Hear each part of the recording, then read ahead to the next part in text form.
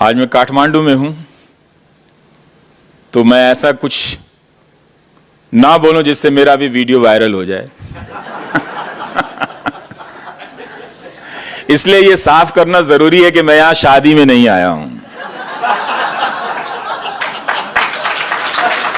और हमारे देश के मीडिया का हाल देखिए कि शादी में जाना इतना बुरा हो गया है कि अगर मुझे यहां शादी में आना भी पड़ता तो मैं आयोजक से हाथ जोड़ लेता कि मैं जहां पर बैठूंगा शामियाना थोड़ा सा फाड़ दीजिएगा,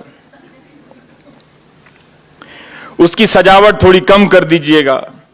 फटा हुआ देख के शायद वीडियो वायरल नहीं होगा, क्योंकि शादी में जश्न मनाना बुरा होता है।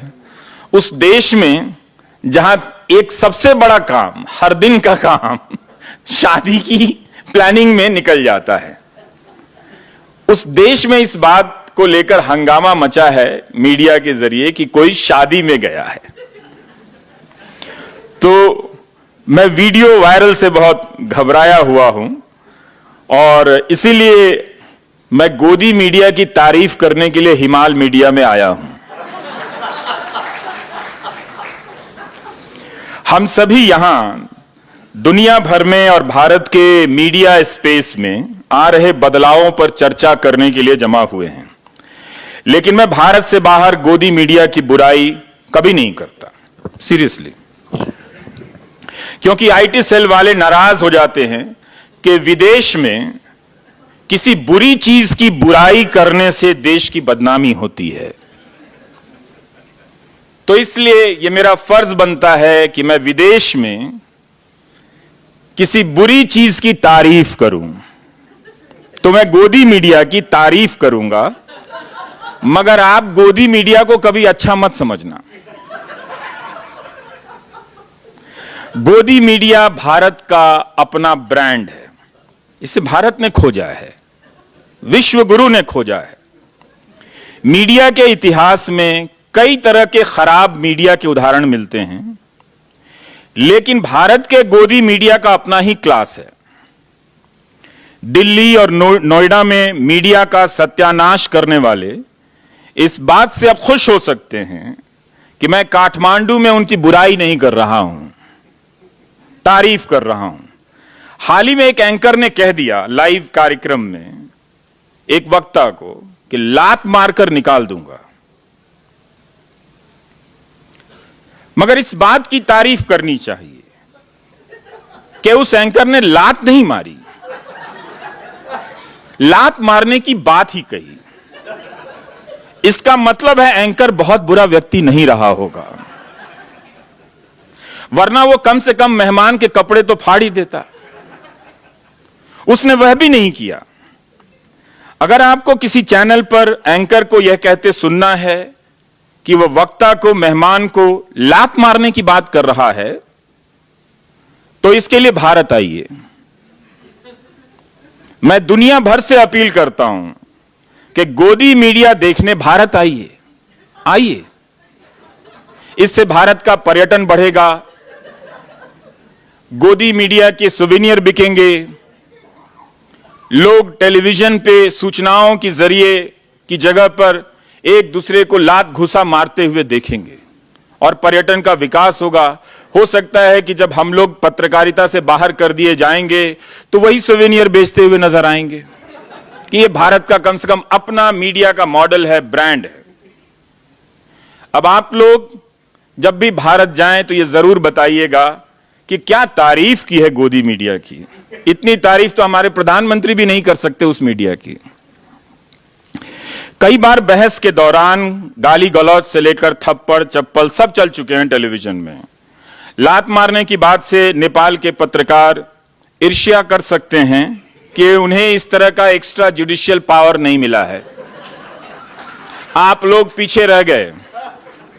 अव्वल तो आपके साथ ऐसा कभी ना हो, लेकिन कभी हुआ भी तब भी आप भारत से पीछे रहेंगे, क्योंकि जब तक आप लात मारने की स्थिति में पहुंचेंगे, गोदी मीडिया का वो एंकर स्टूडियो में गोली चला रहा होगा।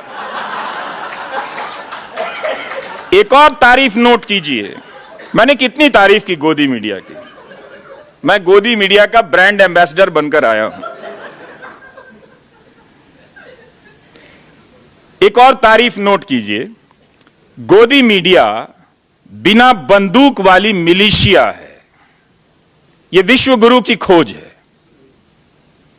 बिना बंदूक वाली मिलिशिया मीडिया, गोदी मीडिया।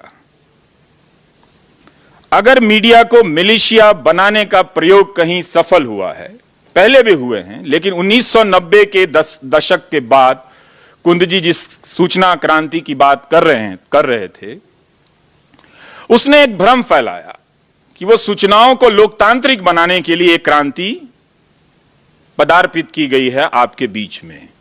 और इस बात से सतर्क रहने की जरूरत भी है कि शुरुआत में वो जरूर स्वास्थ्य, कला, शिक्षा वगैरह वगैरह पर जोर देते हैं, लेकिन धीरे धीरे इन सारे विषयों को समेट लिया जाता है, क्योंकि जो पीछे से कॉरपोरेट चला आ रहा है, जिसे अंत में शहर के सारे तालाब चाहिए, जिसे अंत में शहर के सारे पेड़ चाहिए, जिसे धरती के सारे पहाड़ चाहिए, लोकतांत्रिकता के नाम पर उसके पर्दे के पीछे उसका असली खेल है। तो इसलिए हम सबका फर्ज बनता है, खासकर आप जैसा कि कुंद दीक्षित जी कह रहे थे कि नेपाल काफी मुक्त है इन सब दबावों से अभी, तो अभी ही नेपाल को, उसकी मीडिया को वैकल्पिक रास्ते तलाशने शुरू कर देने चाहिए और जनता को शिक्षित करने का काम शुरू कर देना चाहिए कि लोकतंत्र में नागरिक बनने का काम फोकट का काम नहीं होता है। ये रोज इसके लिए अभ्यास करना पड़ता है, इसका कोई प्रोफेसर नहीं होता। ये वो जिम्मेदारी है जिसे निभाने के लिए हम सबको हर दिन मेहनत करनी पड़ेगी, पसीना बहाना पड़ेगा, तब जाकर हम नागरिक बनेंगे। इस पूरी प्रक्रिया में मतदान करना सबसे कम शारीरिक श्रम का काम है, लेकिन शुरू से ही लोकतांत्रिक संस्थाओं के निर्माण में या आपके भीतर की लोकतांत्रिकता के निर्माण में मतदान को सर्वोपरि बताया है कि जलपान मत कीजिए, पहले मतदान कीजिए, लेकिन मतदान से पहले नागरिक होने का श्रमदान तो कीजिए।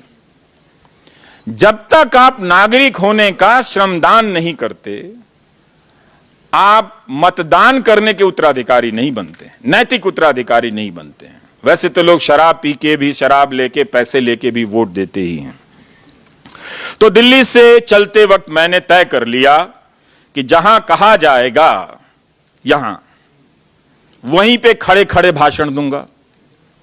इसका भी बड़ा महत्व है।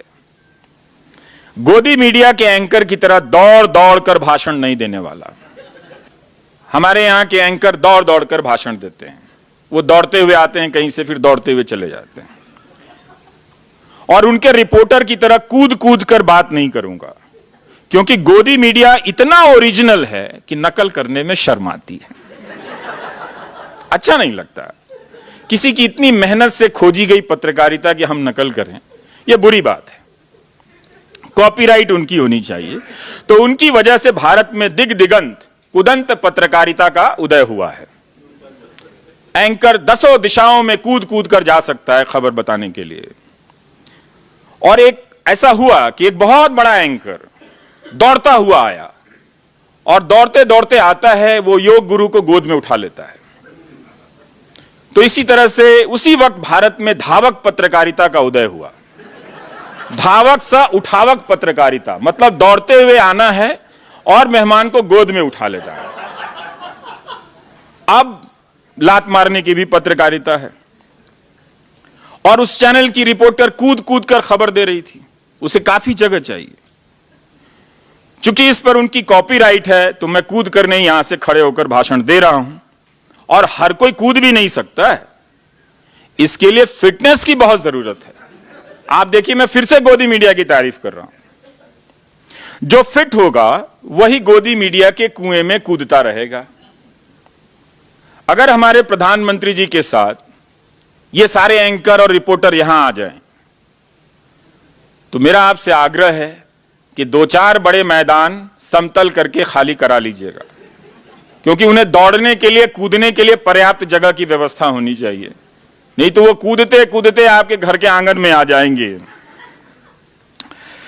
तो परदेश में अपने देश की सूखी रोटी भी अमृत लगती है, इसलिए मैंने तारीफ की।